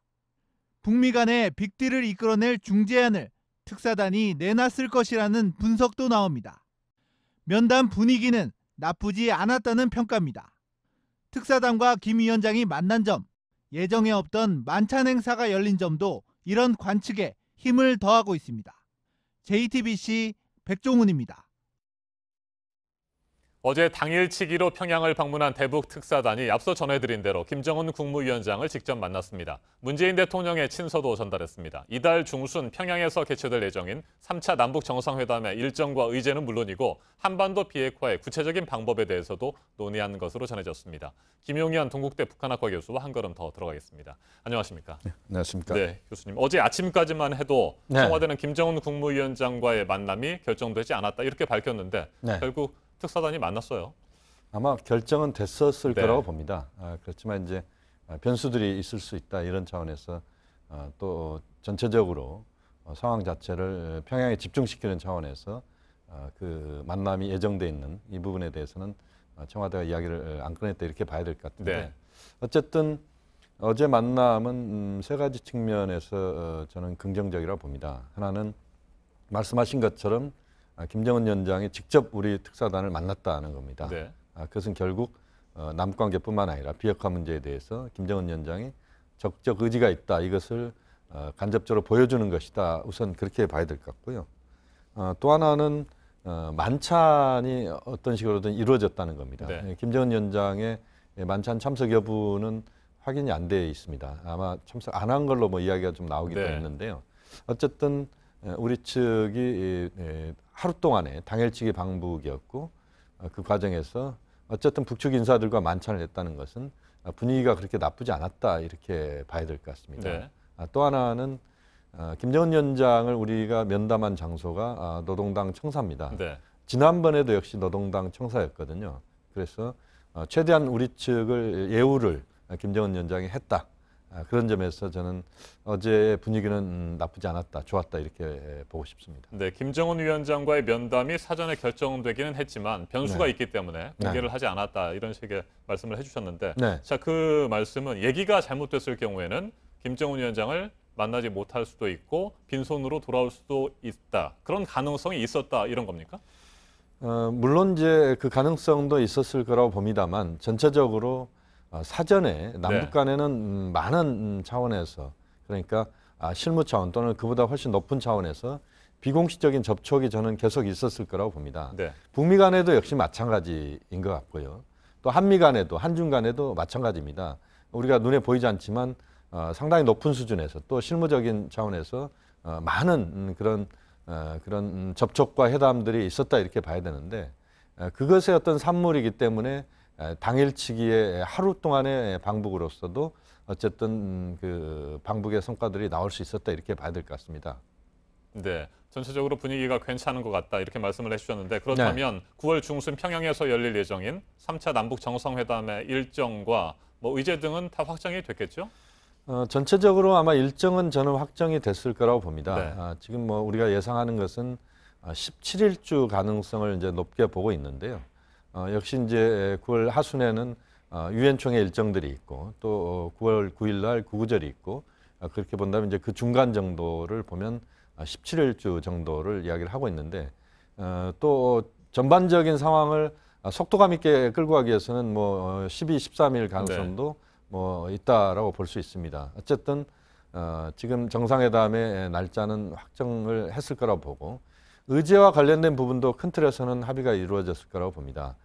지금 이제 남북 간 차원에서의 합의할 수 있는 문제들, 특히 지난번 그 4.27 판문점 선언의 이행과 관련된 부분에 대해서 이야기가 나왔을 것이고 또 보다 중요한 것은 북미 간의 비핵화 평화 체제와 관련된 부분에서 논의가 저는 이루어졌을 거라고 보고 그것이 남북 정상회담에서도 주요 의제로 다뤄지는 그런 방향이 정리가 됐을 거라고 봅니다. 네, 그러니까 북미 관계 개선, 비핵화 네네. 후속 협상을 위한 네네. 중재안을 가지고 이번에 특사단이 방북을 했다고 하는 뭐 네네. 추측이 충분히 가능하고요. 네네. 자, 이 중재안의 내용에 대해서 뭐 여러 가지 얘기들이 나오고 있습니다. 핵신고 과정을 3단계로 쪼개서 진행을 하고 단계마다 안전보장 조치들을 해주는 방안들 뭐 이런 것들이 얘기가 됐었는데 어떤 중재안이 제시됐다고 보십니까?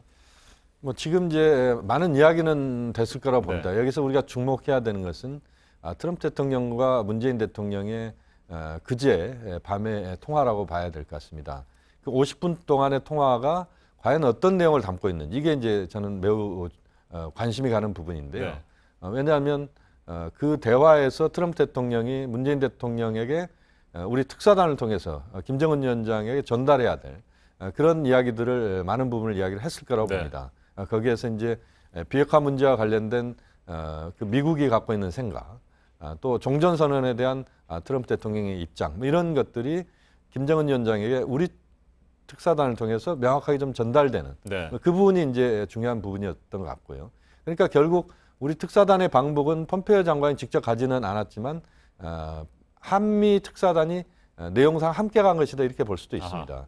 그만큼 이제 그 50분 동안의 한미 정상 간의 대화 이 문제가 북측에 이제 전달이 됐을 것이고 북측의 김정은 위원장이 거기에 대해서 자신의 입장, 북측의 입장을 분명히 이야기를 했을 겁니다.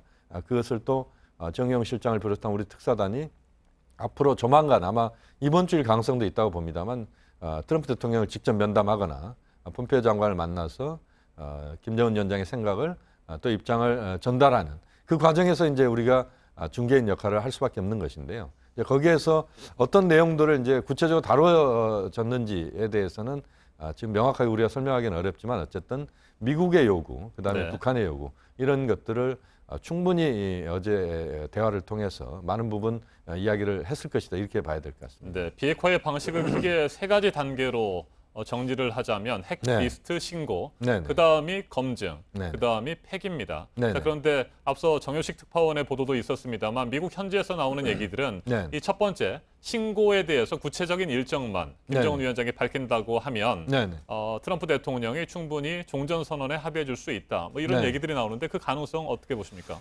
물론 이제 그 부분에서 이제 북한의 입장은 좀 다릅니다. 네. 왜냐하면 북한은 이제 핵 리스트를 신고하는 것 자체가 자신이 모든 것들을 먼저 패를 까는 걸로 그렇게 이해를 하고 있는 것이다. 그런 점에서 북한 입장에서는 미국이 종전선언을 받아들이지 않는 상태에서 어떻게 트럼프 대통령을 믿을 수 있느냐. 네. 여기에 대한 이제 불만들이 지금 쌓여 있는 것이다 이렇게 봐야 됩니다. 그렇기 때문에 지금 리스트와 관련된 부분에서 그 리스트 전체를 공개하는 순간 북한은 큰 카드를 일단 버린다 이렇게 봐야 되기 때문에 현재까지는 미국의 입장이 북한에 완전히 지금 수용되고 있다 이렇게 볼 수는 없을 것 같습니다만 다만 어제 우리 특사단의 방북 과정에서 충분한 이야기는 나눴을 것이다. 그리고 그것이 오늘 발표에서는 아마 우리 측에 오늘 발표가 있을 텐데요. 네. 거기에서는 구체적인 내용이 담겼을 가능성은 그렇게 높지는 않다고 봅니다. 그것이 발표되기보다는 오히려 미국과의 우리 특사단이 지금 워싱턴에 가서 만남을 통해서 거기에서 정리된 것들이 그 과정에서 이제 드러나거나 또는 앞으로 폼페이오 장관의 저는 방북이 재추진될 가능성이 있다고 보는데요. 네. 거기에서 그 논의가 이루어지면서 미국과 북한 사이에서 그 성과들이 공개되는 그런 쪽으로 방향을 잡을 가능성이 있다. 오히려 공은 미국 쪽에 좀 돌리는 이런 방향을 잡을 가능성이 있다고 봅니다. 네, 그러니까 폼페이오 장관이 네 번째 방북을 다시 추진하게 된다면 네네. 이번 대북 특사단의 방북이 성공적이었다 이렇게 평가할 수 있겠군요. 그렇습니다. 지금 이제 폼페이오 장관의 방북이 이루어진다면 우리 특사단의 역할은 뭐 가장 중요한 성과를 거뒀다 이렇게 봐야 될 것 같습니다. 알겠습니다. 오늘 오전에 정의용 청와대 국가안보실장이 공개 기자회견을 통해서 결과를 발표한다고 하니까 지켜보죠. 김용현 교수님 말씀 잘 들었습니다. 지난 7월 26일 국민권익위원회가 피감기관의 돈으로 해외 출장을 다녀온 국회의원들 가운데 김영란법 위반 소지가 있는 의원이 38명이라고 발표했습니다. 비판 여론이 커지자 출장을 지원했던 피감기관인 코이카는 8월 31일, 그러니까 지난달 말까지 정말 위법한 출장이었는지를 결론 내리겠다고 했습니다. 하지만 아직까지 아무런 소식이 없습니다. 피감기관이 국회의원을 조사할 수 있겠느냐는 우려는 이렇게 현실이 되고 있습니다. 이윤석 기자입니다. 코이카에서는 8월 30일까지 결론을 내겠다고 했어요. 하지만 김영란법 위반 소지가 있는 국회의원 38명에 대한 조사 결과는 아직까지 나오지 않고 있습니다. 국회와 코이카 그리고 권익위원회 모두 서로에게 책임을 떠넘기고 있는 분위기입니다. 중요한 사안이고 하니까 조사에 아마 더 신중을 하다 보니까 시간이 늦춰지는 걸로 알고 있고 국회는 코이카가 조만간 결론을 낼 것이란 입장만 되풀이합니다. 김영란법 위반 소지를 처음 지적한 권익위원회도 코이카가 알아서 처리할 일이라며 책임을 떠넘기고 있습니다. 의원 눈치 보기가 아니냐는 지적이 나오는 이유입니다. 위법 소지가 있다는 결론을 내리면 정치적 후폭풍이 거셀 수밖에 없기 때문입니다. 코이카 내부 관계자는 JTBC 기자에게 사실상 문제가 없다는 식으로 정리될 가능성이 크다고 말하기도 했습니다. 참여연대는 피감기관인 코이카가 국회의원을 직접 조사한다는 것 자체가 처음부터 말이 안 됐다고 비판했습니다. JTBC 이윤석입니다.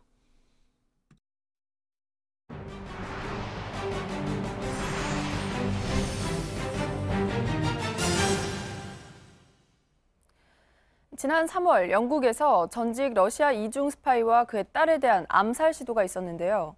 이 사건을 수사해온 영국 검찰이 러시아 정보국 장교 출신의 남성 2명을 살인 공모 등 혐의로 기소했습니다. 영국 입국 과정 등이 CCTV에 찍혔는데 러시아는 이해할 수 없다는 반응입니다. 김성탁 특파원입니다. 모스크바에서 출발한 비행기를 타고 온 40대 남성 2명이 런던 공항을 통해 입국합니다. 영국 경찰이 CCTV 화면을 추적해 공개한 사진입니다. 알렉산더 페트로프와 루슬란 보시로프라는 이름의 여권을 사용했는데 가명이라고 경찰은 밝혔습니다.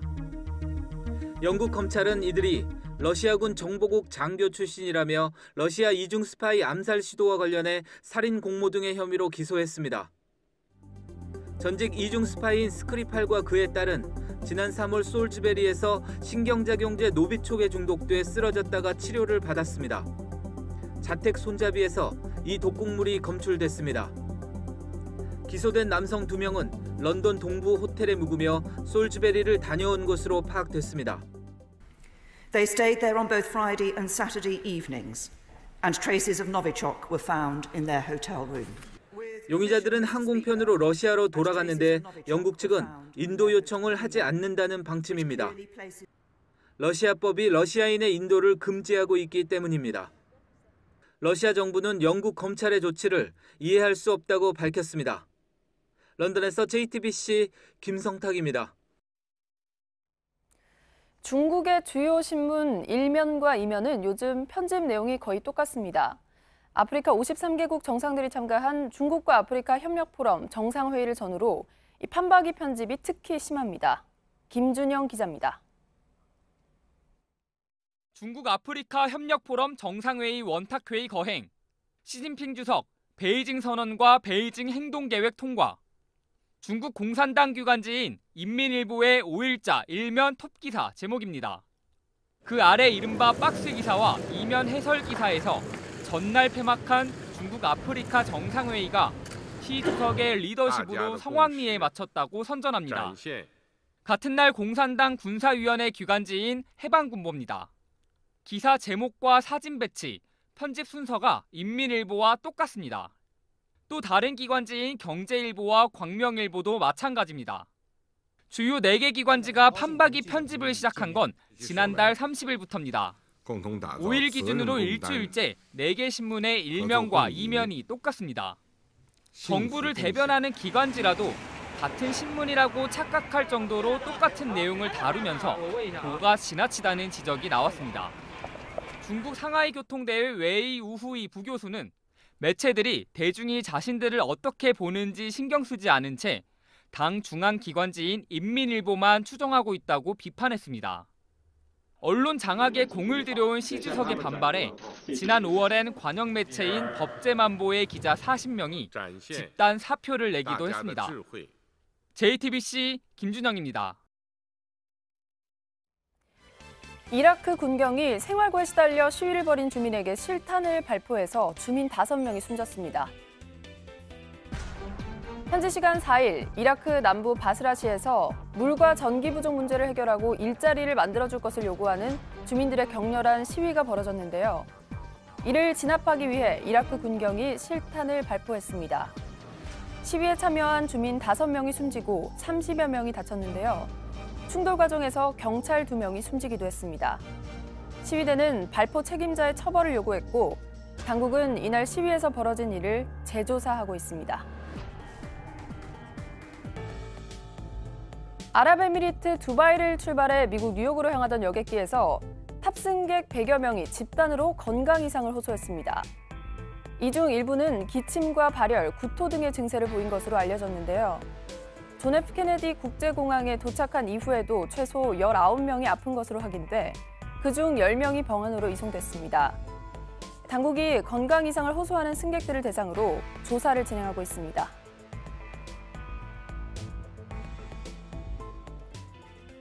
미국 캘리포니아주의 한 유치원 입학식에 경찰관 70여 명이 모였는데요. 순직한 동료의 빈자리를 대신해 아이를 축하해주기 위해서였습니다. 경찰의 호의를 받으며 한 아이가 걸어갑니다. 입가에는 미소가 가득한데요. 지난 3월 아이의 아빠는 총격 사건에 투입됐다 목숨을 잃었는데 아빠를 한없이 그리워하는 아이를 위해 그 빈자리를 대신해 경찰관 동료들이 입학식에 한데 모인 겁니다. 경찰관들은 아이가 영원히 기억할 수 있는 입학식을 만들어주고 싶었다고 말했는데요. 아이에게는 정말 평생 잊지 못할 특별한 입학식이 됐을 것 같네요.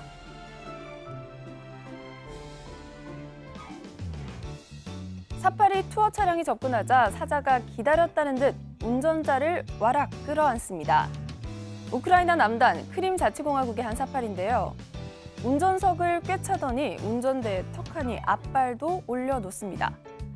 잠시 뒤 뒤쪽으로도 이동해서 관광객들에게도 환영 인사를 해줬는데요.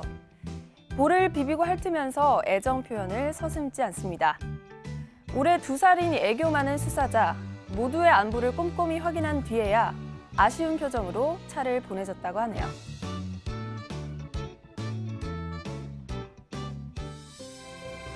발레리나복이 흰 소금으로 화려하게 뒤덮였습니다.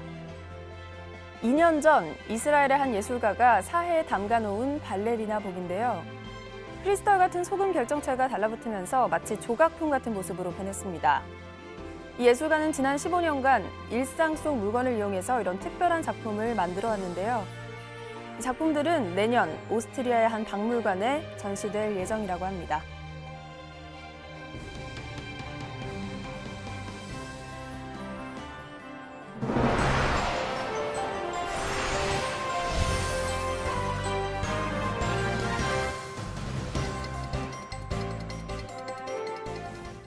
네, 지금 이 시각 부산 동백섬 모습 보셨습니다. 목요일 아침 8시 19분 지나고 있습니다. 빌보드 차트를 흔들고 있는 그룹 방탄소년단. 왜 전 세계에서 이렇게 열광을 하고 있는지 여러 얘기들이 나오고 있죠. 방탄소년단이 노래에서 말하고 있는 이야기에 주목한 분석들이 많습니다. 강나연 기자가 전합니다. 한복 차림으로 우아한 발레복을 입고 또 공룡 인형을 쓰고서 몸을 흔듭니다. 만화 속 캐릭터까지 함께 춤을 춥니다. 방탄소년단의 새 노래 아이돌의 춤을 따라하는 영상이 아이돌 챌린지란 이름으로 소셜미디어에 계속 올라오고 있습니다. 이 노래는 빌보드 음원 순위 11위에 올랐습니다. 지난 6월 앞선 앨범의 노래 페이크 러브도 10위에 올랐는데 방탄소년단의 열풍은 지속되면서 또 확장하고 있습니다. 전 세계 청춘들의 이야기를 노래로 풀어내고 있기 때문입니다. 2013년 데뷔된 입시와 학교폭력 같은 학생들의 현실을, 이후엔 사회에 막 발디딘 청춘의 상처를, 그리고 이번엔 그 치유 방법을 말하는 식입니다. 아이돌에서 아이들로 돌아왔다라고 되게 표현을 해요. 또래, 정서를 공유하는. 훈련받은 듯 통일된 기존 칼군무와 달리 멤버마다 개성을 뽐내며 한 무대에 어우러지는 점도 다른 매력으로 통했습니다. 아이돌의 성공 방식을 바꾼 방탄소년단. 전 세계 팬들은 7소년들이 써낼 다음 이야기를 기다리고 있습니다. JTBC 강나현입니다. 유은혜 교육부 장관 후보자는 자신과 관련한 의혹 가운데 위장 전입 사실은 인정을 했습니다. 그런데 전입한 주소지가 대한성공회 성당 건물이어서 논란이 돌고 있습니다. 백민견 기자가 보도합니다. 1987년 6월 항쟁의 성지 중 하나로 꼽히는 대한성공회 서울주교자 성당. 유은혜 교육부 장관 후보자가 1996년 딸과 함께 위장 전입을 했다고 인정한 곳으로 확인됐습니다. 유 후보자는 민주화 운동과 정치를 하면서 경제적으로 아이를 키우기 어려운 여건이었다고 해명했습니다. 이 때문에 운동권 인맥을 활용해 위장 전입을 한 게 아니냐는 의혹이 나왔습니다. 이 성당의 건축물 대장을 확인해보니 현재는 사람이 살지 않는 건물이었습니다. 성당 이 울타리 내에는 사택이 없어요. 업무를 보시는 곳이에요. 근데 이 안에는 사시는 분이 안 계세요.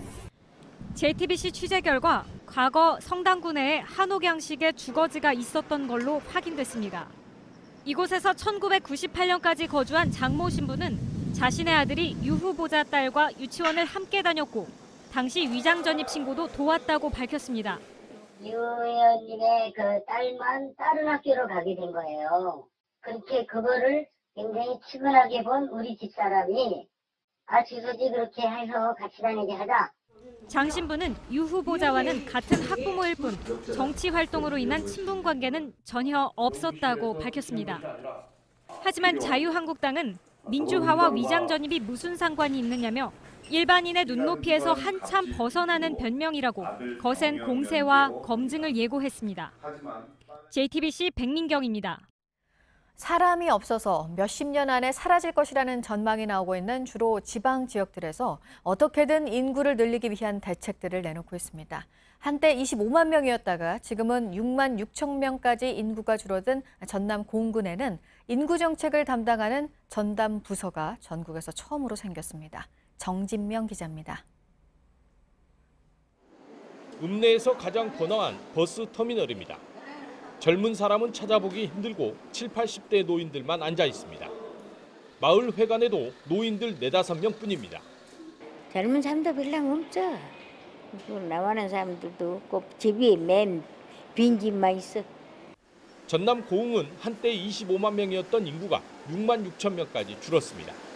일부 면에선 65세 이상 노인 비율이 50%가 넘어 30년 안에 지자체가 사라질 것이라는 분석까지 나옵니다. 위기에 몰린 고흥구는 전국에서 처음으로 인구정책 관련 업무를 모아 부서를 새로 만들었습니다. 일자리를 만들고 보육과 교육 환경 개선, 귀촌 정착 지원 등 구체적인 방안을 마련 중입니다. 인구 감소 속도를 좀 늦춰보자. 인구 감소의 어떤 제로를 목표로. 인근 해남구는 출산 친화 정책을 10년간 펼쳐 지난해 합계 출산율이 전국 평균의 2배 수준이 됐지만 여전히 인구는 줄고 있습니다. 이 때문에 교육과 정주 여건 개선을 위한 새로운 정책 개발에 나섰습니다. 대구시와 울산 남구 등 일부 지자체는 인구 증가 조례를 만들었습니다. 인구정책 종합계획 수립과 각 분야 전문가의 참여 등을 담았습니다. 이에 근거한 구체적인 대책은 올 하반기부터 나올 전망인데 인구 증가 효과로 이어질지 주목됩니다. JTBC 정준명입니다. 스포츠 뉴스입니다. 테니스 마지막 메이저 대회인 US 오픈이 무더위로 씨름하고 있습니다. 10분짜리 휴식 시간도 생겼는데요. 경기를 하다가 셔츠를 11번이나 갈아입은 선수도 있습니다. 오광춘 기자입니다. 선수들은 쉴 때마다 윗옷을 벗어던집니다. 목에 얼음 수건을 걸어두는 건 자연스러운 일상이 됐습니다. 미국의 이스너는 8강전에서 11번 새 옷으로 갈아입었습니다. 야간 경기가 치러질 때도 섭씨 30도를 웃돌고 습도는 70% 가까이 되는 바람에 땀은 계속 쏟아집니다. 나달은 새벽 2시까지 이어진 8강전에서도 줄줄 흐르는 땀과 싸웠습니다. 땀 닦을 시간도 모자란 판에 이번 대회에선 서브를 20초 내에 넣어야 하는 규칙도 지켜야 합니다. 낮 경기가 많았던 지난주엔 경기를 포기한 선수가 하루에 5명이나 나오기도 했습니다. 급기야 대회 측은 남자 선수들은 3세트, 여자 선수들은 2세트가 끝나면 10분짜리 휴식을 줬습니다. 이 휴식 시간에 코트를 나가 샤워를 하고 더위를 식히는 풍경도 펼쳐집니다. 가혹한 폭염을 지혜롭게 이겨내지 못하면 이변의 희생양이 되기도 합니다. 세계 55위로 무명이었던 밀머는 테니스 황제로 불린 페더러를 16강에서 주저앉혔습니다. 메이저 대회를 20번 우승했던 페더러는 역대 가장 더운 대회였다고 털어놨습니다. JTBC 우광춘입니다. 프로야구 2위 SK 와이번스와 5위 LG 트윈스가 짜릿한 역전승으로 제자리를 지켰습니다. SK는 11대 11로 맞선 10회 말 2사 1루에서 김재현이 넥센 투수 이보근으로부터 우중간을 가르는 끝내기 3루타를 쳐 역전승을 거뒀습니다. LG도 수원 방문 경기에서 9회 초 임훈의 2타점 2루타로 KT 위즈의 4대 3으로 역전승하고 전날 패배를 서력했습니다. 서울 잠실구장에서는 선두 두산 베어스가 선발 유희관의 역투와 오재일, 김재환의 홈런포로 기아 타이거즈의 14대 1로 완승했습니다. 러시아로 귀화한 쇼트트랙 선수 빅토르 안현수가 러시아에서의 선수 생활을 접고 한국으로 돌아올 계획인 것으로 알려졌습니다. 러시아 빙상연맹 측은 빅토르 안이 선수 생활을 그만두고 가정 사정 때문에 러시아를 떠난다고 밝혔다고 현지 언론들이 전했습니다. 그러면서 안 선수가 아이를 한국에서 키우고 싶어 한다고 덧붙였습니다. 안 선수는 부인 우나리 씨와 사이에 3살 난 딸 제인을 두고 있습니다.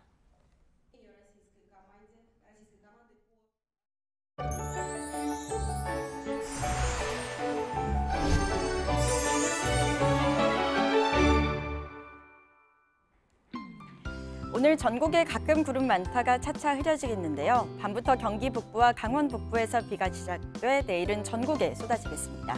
오늘도 공기는 깨끗해서 활동하기 좋겠습니다. 내일 아침까지는 대체로 평년과 비슷한 기온 보이다가 전국에 비가 내린 뒤 모레 토요일부터 아침 최저 기온이 20도 아래로 떨어지겠습니다. 낮 기온도 대부분 평균 이맘때를 밑도는 곳이 많겠습니다. 오늘 남해안에는 오후까지, 제주에는 밤에 산발적으로 빗방울이 떨어지겠습니다. 밤부터 강원 산간과 해안 지역에 바람이 강하고 전 해상에는 천둥 번개가 치겠습니다. 오늘 낮 최고 기온은 서울과 강릉이 29도, 대구 28도, 광주가 27도로 평년 수준을 보이겠습니다. 비는 중부지방은 내일 아침에, 남부지방은 낮에 대부분 그치겠습니다. 양은 남해안과 제주가 최대 60mm, 그 밖에 전국이 최대 40mm 정도 예상됩니다. 기상정보였습니다. 아침인 뉴스워치, 오늘 하루 관심을 가지고 지켜봐야 할, 기억해야 할 뉴스 끝으로 정리해드립니다. 문재인 대통령의 대북 특별 사절단이 평양에서 김정은 국무위원장을 만난 뒤 어젯밤 9시 40분쯤 서울공항을 통해 돌아왔습니다. 정의용 청와대 국가안보실장을 비롯한 특사단은 김정은 위원장과 1시간 넘게 면담했고 문 대통령의 친서도 전달했습니다. 정의용 실장은 오늘 오전 10시 40분에 방북 결과를 발표할 예정입니다. JTBC 뉴스 특보에서 생방송으로 전해드립니다. 오늘 특사단의 발표 내용에는 3차 남북정상회담 일정도 포함이 될 것으로 보입니다. 청와대에서는 오후에 임종석 비서실장 주재로 회담준비위원회 첫 회의가 열릴 예정인데 특사단과 외교, 통일, 관계부처 장관들이 참석을 합니다. 가스 자금 횡령과 뇌물수수 등의 혐의를 받고 있는 이명박 전 대통령에 대한 결심 공판이 오늘 진행됩니다. 검찰은 이 전 대통령에 대한 형량을 재판부에 요청하고 이 전 대통령은 회유 진술을 하게 됩니다. 삼성 노조와해 의혹을 수사하고 있는 검찰이 오늘 이상훈 삼성전자 이사회 의장을 불러 조사합니다. 지난 2012년부터 지난해까지 노사관계 업무를 총괄하는 임원으로 일한 인물로 이번 검찰 수사가 시작되고 검찰에 소환되는 삼성 최고위층 인사입니다. 오늘 전해드릴 소식은 여기까지입니다. 이상으로 JTBC 뉴스 아침엔 목요일 순서 모두 마치겠습니다. 건강한 하루 보내시기 바랍니다. 고맙습니다.